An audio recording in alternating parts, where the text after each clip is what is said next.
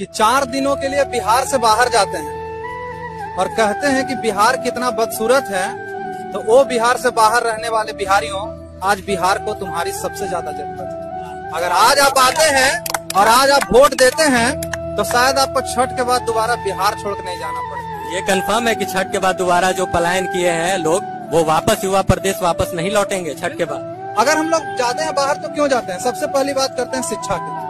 शिक्षा का क्या माहौल है बिहार में? आप सब जान रहे हैं कि हायर एजुकेशन का हमारे पास कोई ऑप्शन नहीं होता है। आज जहानाबाद जैसे छोटे शहर में आज अभिराम शर्मा ने विकल्प दिया है हायर एजुकेशन में मिल सके। जब शिक्षा पा लेते हैं तब बारी आती है रोजगार की। जब रोजगार के लिए आप बिहार में ढूंढिए तो क्या आप कंपनी का सोशलिज्म का हम लोग कौन सा पुराना स्ट्रक्चर फॉलो कर रहे हैं आज इस कैपिटलिज्म वाले दौर में, वो आपको दिख रहा है। तो वो आने वाले समय में यही जहानाबाद में आपको फैक्ट्री भी मिलेगी और काम करने के लिए आपको बिहार में ऑप्शंस भी मिलेगा।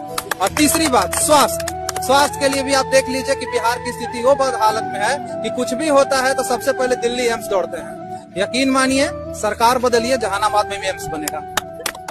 स्कूल का बस्ता छाप पर बटन दबाएं, जन सुराज को विजयी बनाएं।